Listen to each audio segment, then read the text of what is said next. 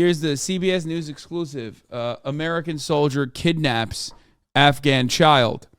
Here's a follow-up. Part 2. Welcome back to CBS Mornings, where we have more on the emotional custody battle over a little girl rescued by American forces after a 2019 raid in Afghanistan. The child, known as Baby L, is now 3.5 years old, and she's been adopted by an American military family. But an Afghan couple say that they are the child's rightful family, and they accuse the American Marine and his wife of unlawfully taking custody of her. The American couple spoke with senior investigative correspondent Catherine Herridge in their first TV interview, and Catherine joins us now with part 2 of Baby L's story. Catherine, I've been talking about this for 24 hours now. I can't wait to see what part 2 brings. Thanks and good morning. When Joshua and Stephanie Mast met the Afghan couple caring for Baby L, it was clear to both families they were not on the same page. The controversy and confusion around Baby L is rooted in 2 very different accounts of how her adoption happened. As the Taliban swept through Afghanistan, the Masts frantically worked to get the child out. They arranged for the Afghan couple to bring Baby L to the U.S. In August 2021, the Masts and the Afghan couple met face-to-face for the first time at Ramstein Air Base in Germany. The Afghan woman was pregnant at the time. We were cleared to take her in Germany, and we chose to let her process through. He kept conveying, like, my wife is attached to the child, but when she has her baby, she'll be fine. And then when his wife wasn't, that's when he's changed his tune, basically. So the Afghan male tells you, don't worry about my wife. She's going to have her own baby. She's going to forget about this child. Exactly. From Germany, the Afghan couple flew to Virginia with Baby L and then traveled to Fort Pickett military base. The couple says in court filings they thought they were bringing Baby L to the U.S. for medical treatment, while the Masts say they made it clear that Baby L would become their adopted child. Did you feel that you effectively communicated that you had custody of this child and that you were legally responsible for the child in the U.S. courts? Absolutely. I mean, they used her military ID and her U.S. name and identity to get to America. It wasn't just medical care. And so when he, throughout the course of the crisis, he's like, so could she go to university? And we're like, absolutely. So the understanding was very clear that it was a long-term commitment throughout the course of a childhood all the way to adulthood. The child was transferred from the Afghan couple to the Masts at Fort Pickett. By all accounts, the encounter was fraught. The Afghan woman broke down in tears and begged Mast not to take the child. I was in the car, and so the State Department representative brought her out to me, and I could hear an urgency in her voice. So I said, is everything okay? And she's like, no, they're getting a little emotional. And then Joshua came out about 5 minutes later and upset, just visibly just bothered. And he said, that was the hardest thing I've ever had to do. Court records indicate the Afghan woman became depressed and suicidal after the transfer. While the Afghan couple has declined repeated interview requests from CBS News, in October, the woman told the Association. Why has CBS chosen to take the side of the kidnappers in this situation? It's kind of weird. It's not even, it's like very odd. Orphaned Afghan child still in custody, a U.S. Marine accused of abducting her. The Afghan woman ran down the street towards her friend's apartment as soon as she heard the news. The White House had publicly weighed on her family's case. Surely her child, who she says was abducted by a U.S. Marine more than a year ago, would now be returned, she thought. She was so excited that it was only after she'd arrived that she realized she wasn't wearing any shoes. We thought within 1 week she'd be back to us, the woman told the AP. Yet 2 months after an AP report on the high-stakes legal fight over the child raised alarms at the highest levels of government, from the White House to the Taliban, the baby remains with U.S. Marine Corps Major Joshua Mast and his family. The Masts claim in court documents that they legally adopted the child and that the Afghan couple's accusations are outrageous and unmerited. And their argument hinges on Afghan people, which, they don't even really consider people, don't have a concept of adoption. So they didn't know that they were giving the baby up for adoption to me. We are all concerned with the well-being of this child who's at the heart of this matter, said the White House Press Secretary Karine Jean-Pierre. Sure.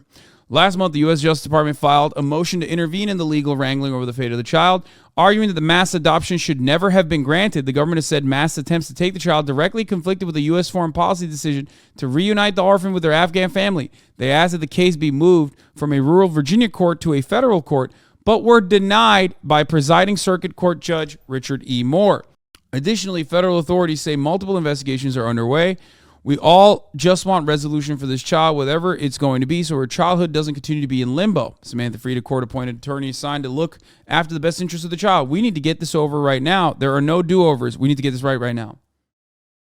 The legal fight has taken more than a year. Fried is worried it could take months, maybe even years more. The child is now 3.5 years old. The Afghan family spoke with the AP on the condition of remaining anonymous, out of fear for their safety and concerns for their relatives back in Afghanistan. Mass became enchanted with the child while on temporary assignment in Afghanistan in late 2019. The fuck does that mean? Just a few months old, the infant has survived a special operations raid that killed her parents and 5 siblings. This guy killed this little baby's parents and 5 fucking siblings and was like, I'm kidnapping. I'm taking this one home with me.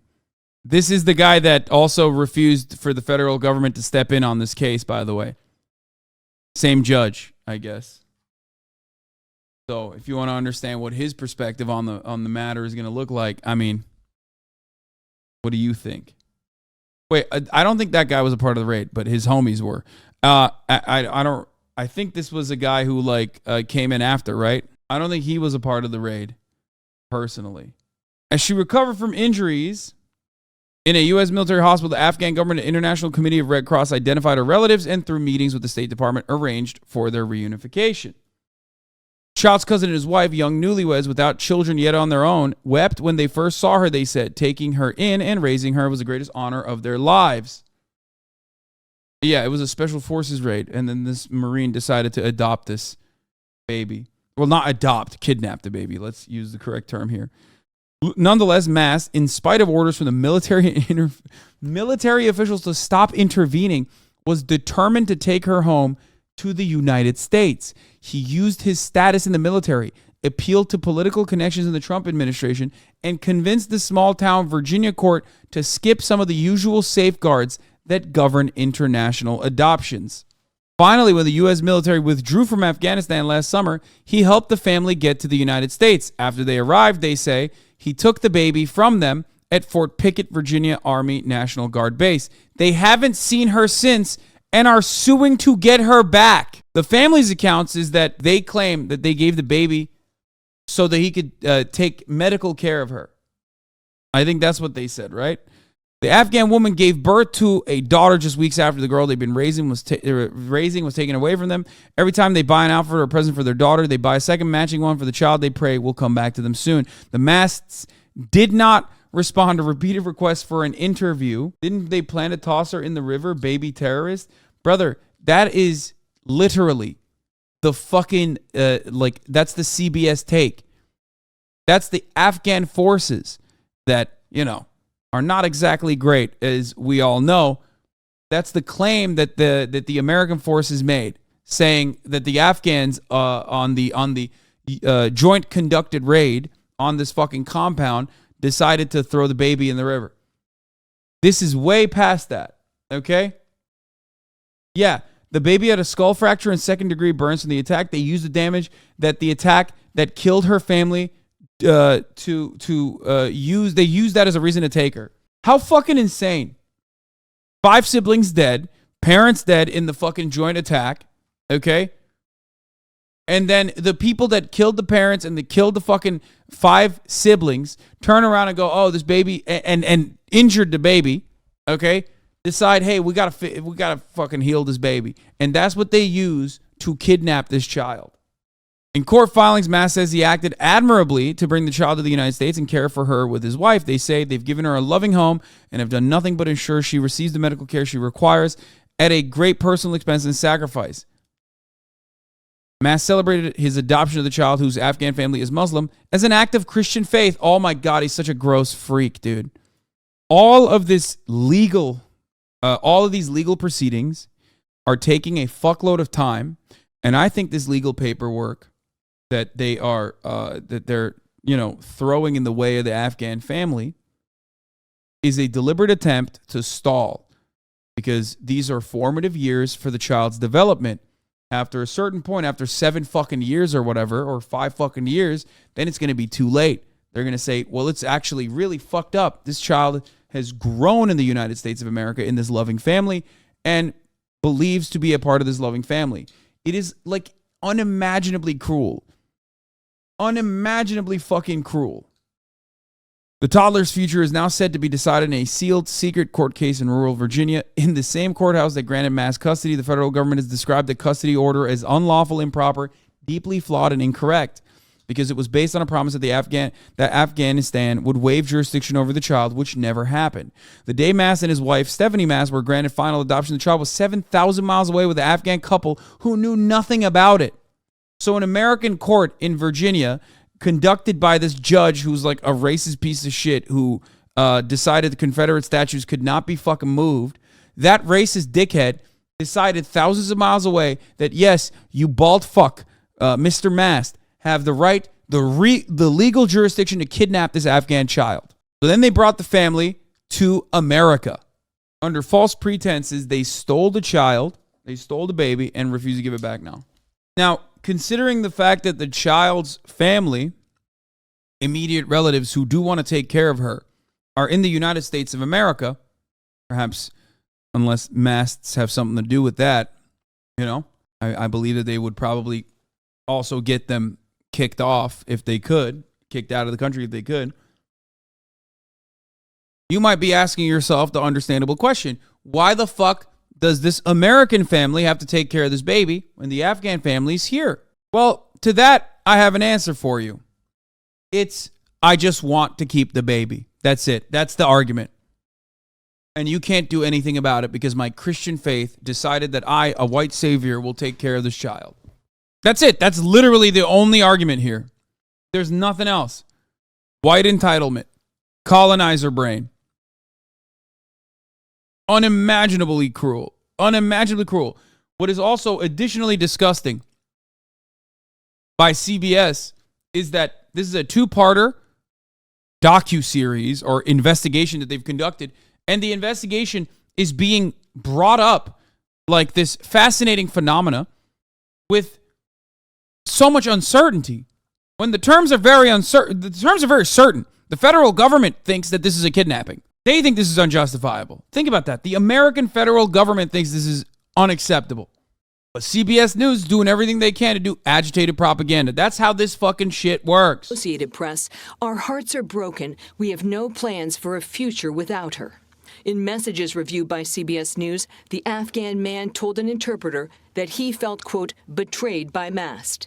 The couple also claims in court documents that the Mast fraudulently obtained a passport for the child. How do you respond to allegations that your family kidnapped the child? I would say they're false.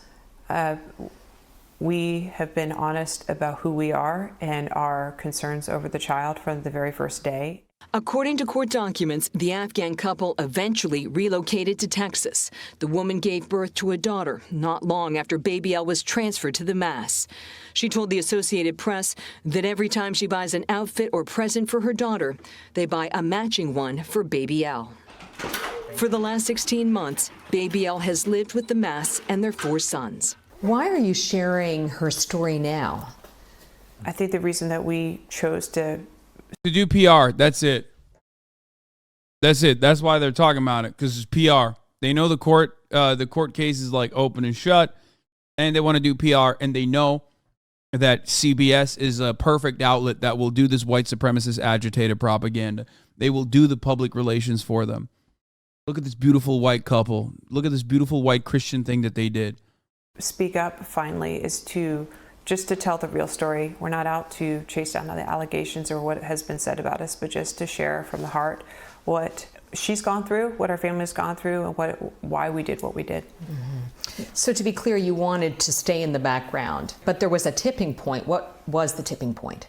I think when the Taliban calls you out by name and agrees with your opponents about what should happen to this little girl, that's the point where we're going to start fighting back. Joshua must Last fall, the Taliban posted a video claiming Joshua Mast, quote, forcefully took Baby Elle. They vowed to seriously pursue the issue with American authorities. So the child is, quote, returned to her relatives. The U.S. State Department told CBS News that reuniting the child with the family members in Afghanistan was the right thing to do. Our position at that time, as well as our position now, is straightforward. In court papers, the Justice Department also said granting the Mast custody and adoption of the baby are contrary to the foreign policy interests of the United States, and Mast's actions were in violation of Virginia law. In the court filings, the federal government has called the custody order unlawful and improper. What's your response? I vehemently disagree with that characterization of it. I don't think any child should be turned over without a DNA test. The then Afghan government determined the husband to be the baby's first cousin. But a Virginia judge in the adoption case recently found there was no DNA evidence presented to show any likely family relation because the Afghan couple had resisted DNA testing. How do you explain the refusal?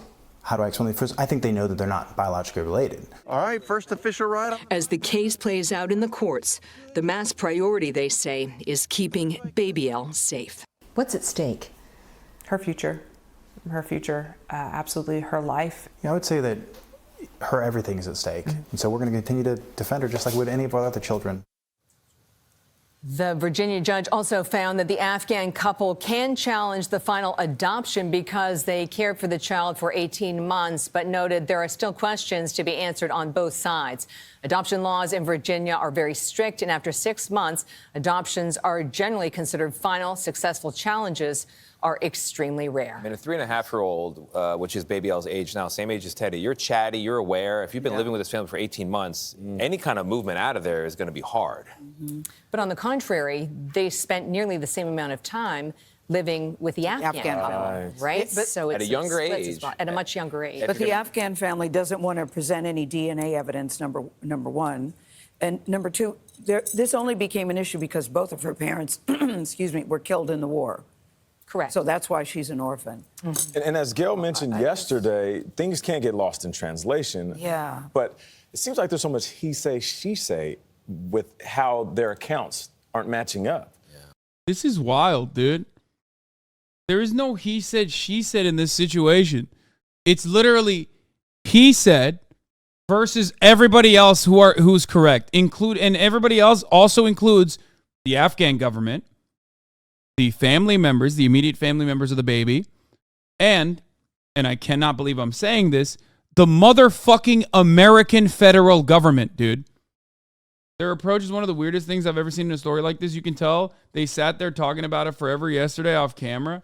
It is so weird. Like, why are they doing this? Why did they choose to take on the story with this kind of coverage? Why are they trying to cast doubt over this when it's like pretty clear what the fuck's going on here? When it comes There are to a lot of families. conflicts in the accounts. We could be looking at state and federal trials within the next year and a half.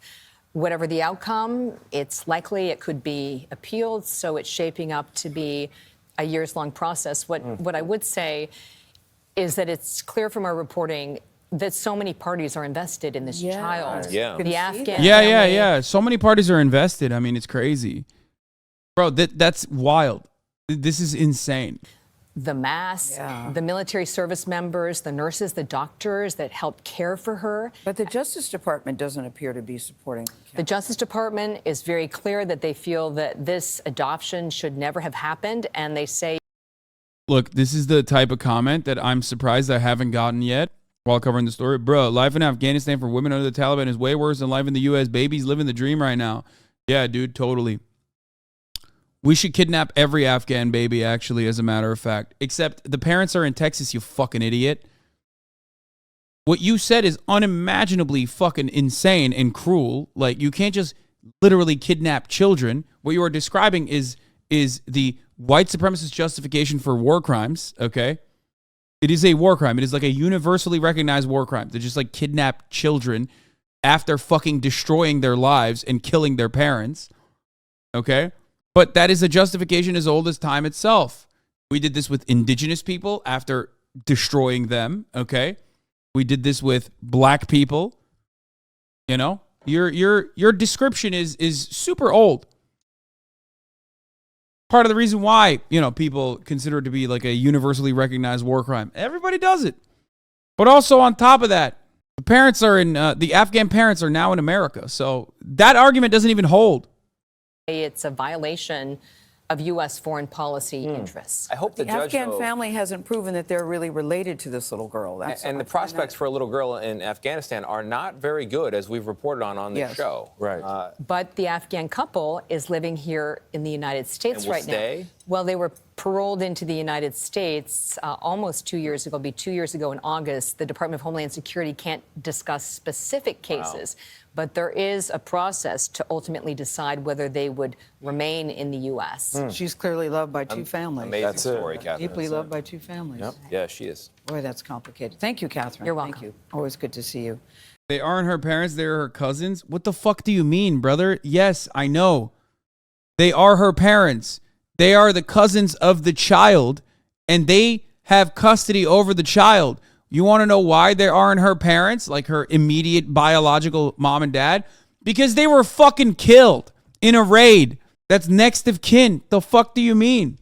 That's usually what happens when the American military conducts a joint operation with the Afghan military and murder your fucking 5 siblings and your mom and dad and brutalize you as a baby. So then what's going to happen? The murderer, you know, they murdered your family. What are you supposed to do? Sorry. Like, there's no other situation in which, like, a serial killer decides to fucking kill an entire family, okay, and then brutalize a baby as well, and then the serial killer's best friend, who also is a serial killer, okay, decides, I'm going to take this baby for me, actually, and the fucking victim's family, immediate family members are like, no, we're right here. Give us the fucking baby back. And you're like, nah, this should stay with the other serial killer, actually, we've decided. Because a serial killer court thousands of miles away that loves serial killers decided to fucking give you the legal right and jurisdiction over this other child and allow you to kidnap it.